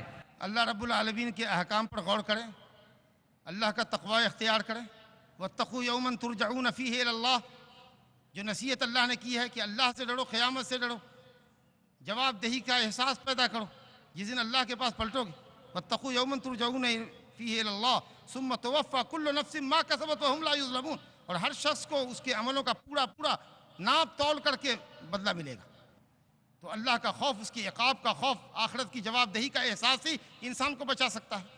اور تو ہمارے پاس کوئی لا اینڈ آرڈر نہیں ہے کہ ہم ایسے لوگوں کو جیل کی سلاخوں کے پیچھے بند کر دیں۔ اللہ تعالی ہم کو اور آپ کو احکام شریعت پر عمل کرنے کی توفیق عطا فرمائے۔ اپنا خوف، اپنی آخرت کا خوف، اپنے عذاب کا خوف ہمارے دلوں میں اللہ پیدا کر دے۔ شکریہ، جزاکم اللہ۔ ایک صاحب کا سوال ہے، لکھتے ہیں کہ بینک میں نوکری کر سکتے ہیں یا نہیں؟ جہاں سودی بینک ہے، جہاں لین دین ہے، وہاں آپ ملازمت نہیں کر سکتے، کیونکہ کسی نہ کسی ٹیبل پر آپ کو رہنا ہے جو بینک سودی کرتا ہے، سود میں تعاون آپ کا ہو رہا ہے۔ اور نبی صلی اللہ علیہ وسلم کی حدیث میں نے آپ کو سنائی تھی، جس کے راوی حضرت جابر بن عبداللہ رضی اللہ عنہ ہیں، اور عبداللہ بن مسعود سے بھی روایت مسلم اور ترمذی میں آئی ہے کہ سود دینے والے، سود لینے والے اور سود کا معاملہ لکھنے پڑھنے والے اور سودی معاملات پر گواہ رہنے والے تمام لوگوں پر لعنت کی گئی ہے، اور سب کو گناہوں میں برابر کا شریک ٹھہرایا گیا ہے۔ یہ سوال ہے، نام نہیں لکھا انہوں نے، یہ لکھتے ہیں کہ میں نے اپنی کمپنی سے 10,000 روپے ادھار مانگے کیونکہ میری اہلیہ اسپتال میں داخل تھی اور ڈاکٹر نے فوراً آپریشن کے لیے کہا اور پیسہ جمع کرنے کو کہا۔ کمپنی سے پیسے مانگے مگر انہوں نے یہ جانتے ہوئے کہ میری جائز ضرورت ہے نہیں دیا، مجھے منع کر دیا، تو کیا ایسی صورت میں ہم سود پر پیسے لے سکتے ہیں؟ آپ کو چاہیے تھا کہ کوئی سامان بیچ دیتے، قرض سود پہ نہ لیتے۔ ہم سمجھتے ہیں جب آپ کمپنی میں ملازم ہیں تو آپ کے پاس جائیداد ہوگی، سامان ہوگا، زیورات ہوں گے، گھڑیاں رہی ہوں گی، بائک رہا ہوگا، 4 چکے کی گاڑی رہی ہوگی، کوئی سامان رہا ہوگا، آپ سامان بیچ دیتے۔ لوگ سامان نہیں بیچتے، سوچتے ہیں سود پہ پیسے لے لوں گا، اگلے مہینے کی سیلری سے ادا کر دوں گا۔ آپ سامان کیوں نہیں بیچتے؟ مسئلے کا حل یہ ہے کہ آپ کے پاس سامان ہے تو بیچیے، اور پھر بھی نہیں ہے تو زکوٰۃ کی رقم مانگیے۔ جائیے مالداروں کے پاس کہ میرے پاس کچھ بھی نہیں ہے، میری بیوی مر رہی ہے، زکوٰۃ کے پیسے دو۔ وہ پھر بھی نہیں کوئی دیتا ہے تو مر جانے دو، لیکن سود پر پیسے لے کر علاج مت کرو۔ اللہ کی شریعت پر عمل کرو گے، اللہ بے نیاز کر دے گا۔ شکراً، جزاکم اللہ حسن الجزا۔ امجد شیخ جو انجینئر ہیں وہ سوال کرتے ہیں کہ حال ہی میں ریلائنس کمپنی نے شیئر مارکیٹ بزنس کھولا ہے، اس میں پیسے لگانے والوں کو 20% منافع ملنا ہے، چاہے ریلائنس کو اس کا فائدہ ہو یا نقصان، اور متعین 20% منافع جائز ہے یا کم زیادہ ہونے والا منافع جائز ہے، حالانکہ ریلائنس لوگوں کا پیسہ انڈسٹریز میں لگاتا ہے۔ اس کے باوجود بھی چونکہ آپ کے منافع کی رقم متعین ہے، اس لیے یہ سودی کاروبار ہے۔ سود کہتے ہی ہیں کہ پیسے کے اوپر متعین شرح سے منافع مل جائے، چاہے یہ بینک لیتی ہو آپ سے یا آپ کسی کمپنی کو دیتے ہو یا کوئی کمپنی آپ کو متعینہ شرح پر 20% آپ کو دیتی ہو، یہی اس عمل کو سود کر دیتا ہے۔ شکراً، جزاکم اللہ۔ ایک سوال ہے جاوید خان صاحب کا جو بیکام ہے، وہ کہتے ہیں مسلم معاشرے میں نوجوانوں کی بڑی تعداد بینک کے کاموں میں ملوث ہے، اس کا حل کیا ہے؟ ومن یتق اللہ یجعل له مخرجا ویرزقه من حیث لا یحتسب، جو اللہ رب العالمین کے احکام پر عمل کرتا ہے اللہ تعالیٰ پریشانیوں سے نجات دیتا ہے اور اس کو ایسی جگہوں سے روزی عطا فرماتا ہے جہاں سے روزی ملنے کا سان و گمان بھی نہ تھا۔ آپ ایسے سودی بینکوں سے نہ جڑیں، اللہ رب العالمین رزاق ہے، وہ آپ کو بھوکے نہیں مارے گا، آپ انشاءاللہ بھوکے نہیں مریں گے، اور اگر بھوک سے مر بھی جاتے ہیں تو انشاءاللہ اسلام پہ مریں گے، سود خوری کرتے ہوئے نہیں مریں گے۔ شکراً، جزاک اللہ۔ ایک سوال ہے اسی محمد علی صاحب کا، وہ لکھتے ہیں کہ میں ایک سونے کے دکان سے 5 لاکھ روپے دے کر کچھ دنوں کے بعد سونا لینا ہے، پیسے دینے کے ٹائم جو مارکیٹ ہے اس مارکیٹ سے زیادہ آئے گا یا کم آئے گا؟ وہ پیسہ دینے کے ٹائم جو بھاؤ تھا اسی سے کم یا زیادہ ہمیں ملے گا، یہ کیسا ہے؟ بالکل درست نہیں ہے۔ جب بھی آپ سونا لینے کے لیے جائیں، جس وقت آپ کے پاس پورا کیش ہو جائے تو دے کر آپ لیں، روپیہ اپنے گھر میں سیو کریں یا کسی اور کاروبار میں لگائیں۔ جب مطلوب رقم مل جائے مارکیٹ میں جائیں، جو ریٹ ہو سونا اس ریٹ پہ لے لیں۔ پہلے سے آپ نے دکانداروں کے پاس پیسے رکھے ہیں، اس وقت کا ریٹ لیں کہ اس وقت کا ریٹ لیں، جس وقت معاملہ کر رہے ہیں اس وقت کے ریٹ کا اعتبار ہوگا، اور ادھار بھی آپ نہیں لے سکتے۔ جیسا کہ میں نے کہا کہ یہ روپے پیسہ بھی کرنسی ہے، نقد ہے، سمن ہے، اور سونا بھی سمن ہے۔ تو سمن کو جب سمن سے بیچا جائے، کرنسی کو سونے سے بیچا جائے، تو جیسے جس بھاؤ سے آپ چاہیں طے کر لیں، لیکن وہ دینے کے وقت کا ٹائم، جس وقت آپ لے رہے ہیں، پیمنٹ کر رہے ہیں، سامان بدلا جا رہا ہے، خریدا جا رہا ہے، اس وقت کا بھاؤ کا اعتبار ہوگا۔ جی جزاکم اللہ، شکراً۔ ابو خلیل سلفی جو تجارت کرتے ہیں وہ لکھتے ہیں کہ سود کی لین دین کے بارے میں ہندوستان جیسے ملک میں کیا حکم ہے؟ سبحان اللہ العظیم، اللہ کا قانون اسلامی ملک میں بھی وہی ہے جو غیر اسلامی ملک کے اندر ہے۔ یہ بات بار بار آ چکی ہے، اگر یہ سوال پہلے آ چکا ہے تب تو ٹھیک ہے، ورنہ اتنے ساری جوابات کے بعد پھر یہ سوال، میں سمجھتا ہوں کہ یہ آخری سوال ہونا چاہیے۔ اس کے بعد بھی یہ سوال آ رہا ہے کہ ہندوستان جیسے ملک میں، کسی ملک میں کہیں بھی آپ جائیں، آپ کے لیے سود لینا دینا، سود پر گواہ ہونا اور سود کے معاملات کو لکھنا پڑھنا، کمپیوٹر وغیرہ میں داخل کرنا، یہ حرام ہے، ناجائز۔ شکراً، جزاکم اللہ۔ حضرات، بار بار آپ کے سامنے یہ بات آ رہی ہے کہ سود کے سلسلے میں صاف موقف ہے کہ وہ حرام ہے، حالات کے دباؤ کے سلسلے میں مولانا نے آپ کے سامنے وضاحت کر دی ہے۔ میں اسی پر اکتفا کرتا ہوں اور اللہ سبحانہ تعالیٰ سے اپنے لیے اور آپ سب کے لیے عمل کی توفیق کی اللہ سے دعا کرتا ہوں کہ اللہ تعالیٰ ہمیں حلال کھلائے اور اسلام پر قائم رکھے اور اس شرعی تعلیمات کا ہمیں اور آپ سب کو پابند رکھے۔ اسلام ہی ہم کو ہماری جان سے زیادہ عزیز ہونا چاہیے۔ وصلی اللہ وسلم وبارک علی عبدہ و رسولہ نبینا محمد وعلی آلہ وصحبہ اجمعین۔ آپ تمام حضرات کا شکریہ۔ السلام علیکم۔ جزاکم اللہ احسن الجزا۔ حضرات، مولانا محترم سے ہم نے بھرپور استفادہ کیا۔ مولانا محمد اشفاق سلفی مدنی حفظہ اللہ، جنہوں نے آپ کو سود کے تعلق سے تفصیلی معلومات عنایت کی، ہم ان کے شکر گزار ہیں اور آپ تمام بہنوں بھائیوں کے شکر گزار ہیں کہ آپ نے اس پروگرام کو کامیابی تک پہنچایا۔